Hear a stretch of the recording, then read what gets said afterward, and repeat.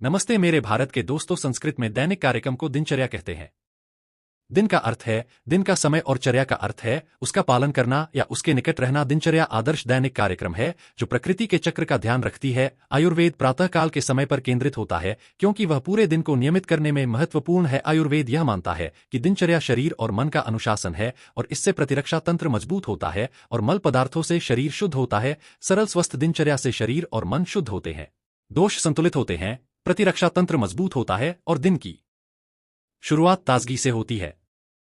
प्रातःकाल में सरल दिनचर्या का पालन करने से आपकी दिन की शुरुआत आनंदमय होती है। आपकी तरोताजा सुबह के लिए यहां एक मार्गदर्शिका है। सूर्योदय से 1.5 घंटे पूर्व उठने से आप सूर्य की लय के साथ एक हो सकते हैं। आयुर्वेद ब्रह्मा मुहूर्त की अनुशंसा करता है, जिसका अर्थ है ब्रह्मा का समय या शुद्ध चेतना या शुभ, और प्रातःकाल के इस समय उठना सर्वश्रेष्ठ माना गया है। सूर्योदय से 1.5 घंटे पूर्व वातावरण में विशाल ऊर्जा की गति भर जाती है। फिर सूर्योदय के आधे घंटे पूर्व दूसरी ऊर्जा की धूम वातावरण में भोर करती है। आशा, प्रेरणा और शांति इस समय प्रकट होती है। यह समय ब्रह्मा ज्ञान, ध्यान और स्वाध्याय, सर्वोच्च ज्ञान और शाश्वत सुख प्राप्त करने के लिए सर्वश्रेष्ठ माना जाता है। इस समय वातावरण शुद्ध, शांत और सुखदायक होता है और निद्रा के उपरांत मन में ताजगी होती है। इस समय ध्यान करने से मानसिक कृत्य में सुधार होता है। यह सत्वगुण बढ़ाने में सहायक है और रजोगुण और तमोगुण से मिलने वाली मानसिक थकान या अति सक्रियता और सुस्ती से निदान देता है। यह देखें कि कौन सी नासिका से श्वास का प्रवाह अधिक है।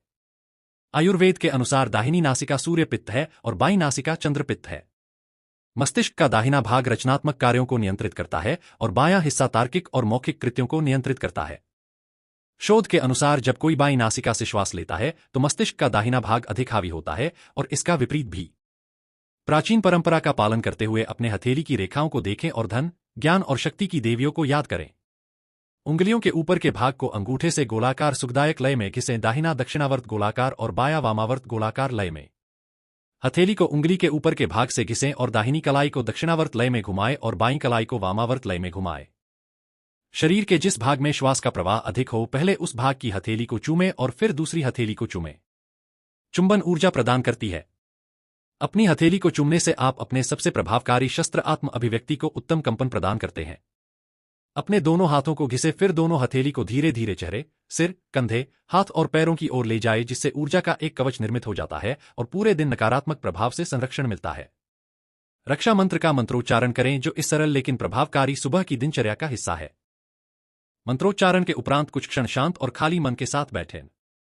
कर अग्रे वस्ते लक्ष्मी, हाथों के आगे भाग में अर्थात उंगली के ऊपर के भाग में धन की देवी लक्ष्मी जी का वास होता है। कर मध्य च सरस्वती, हाथ में मध्य भाग में अर्थात हथेलियों में कला और ज्ञान की देवी सरस्वती का वास होता है। कर मूले तु गोविंदम, हाथ के आखिर के भाग में अर्थात मूल या कलाई में भगवान श्री कृष्ण का वास होता है। प्रभाते शुभ कर दर्शनम, सुबह हाथों को देखना शुभ होता है। बिस्तर छोड़ते समय नासिका के जिस भाग में श्वास का प्रवाह तेज या हावी हो उस भाग के पैर को जमीन पर पहले रखें। सफाई ठंडे पानी से कुल्ला कर ले। जल विद्युत कंडक्टर होता है और संवेदनशील ऊतकों में कभी भी जलन पैदा नहीं कर सकता। ठंडे पानी से हाथ, चेहरा, मुंह और आंखों को धो लें। नाक, दांत और जीभ को साफ कर लें। विश्राम से प्राणायाम तब तक करें जब तक दोनों नासिकाओं से श्वास बराबरी से प्रवाहित होना शुरू हो जाए। अपनी ऊर्जा को हृदय के चक्र या तीसरी आंख की ओर केंद्रित करके ध्यान करें। छोटी और धीमी गति से सुबह की ताजी हवा में चलें। अपने आप को सरल और सुखदायक दृश्यों में घेर लें, खास तौर सफेद वस्तुओं जैसे ताजे और सुगंधदार फूल जिनके सूक्ष्म रंग हों। व्यायाम या शारीरिक कसरत में सामान्यतः कुछ योग मुद्राएं होती है, जैसे सूर्य नमस्कार और श्वास प्रक्रियाएं जैसे नाड़ीशोधन प्राणायाम।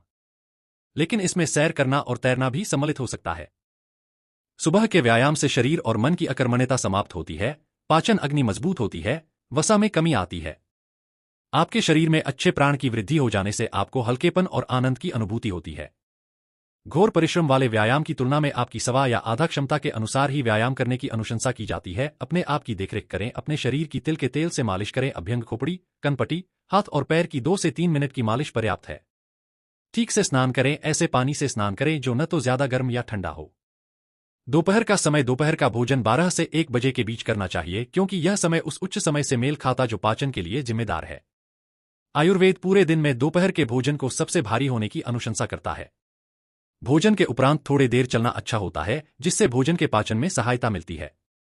हल्की नींद का अलावा नींद को टालना चाहिए, क्योंकि आयुर्वेद में दिन में सोना प्रतिबंधित है। संध्या का समय दिन और रात के संतुलन के लिए यह विशेष समय है। यह समय शाम की प्रार्थना और ध्यान के लिए होता है। रात्रि का भोजन शाम को 6 से 7 बजे करना चाहिए। यह दोपहर के भोजन से हल्का होना चाहिए। रात्रि का भोजन सोने से करीब 3 घंटे पहले लेना चाहिए, जिससे भोजन के पाचन के लिए पर्याप्त समय मिल सके। रात्रि के भोजन के तुरंत बाद भारी पेट से साथ सोने को टालना चाहिए। भोजन के बाद 10 से 15 मिनट चलने से पाचन में सहायता मिलती है। सोने का समय रात्रि 10:30 बजे तक सो जाने का सबसे आदर्श समय है। तंत्र को शांत करने के लिए सोने से पहले पैर के तलवे की मालिश की जा सकती है। वीडियो से आपको कुछ भी सिखाने या जानने को मिला हो तो इस वीडियो को लाइक कर देना और सब्सक्राइब कर देना और एक अच्छा सा कमेंट कर देना। मिलते हैं नेक्स्ट वीडियो में।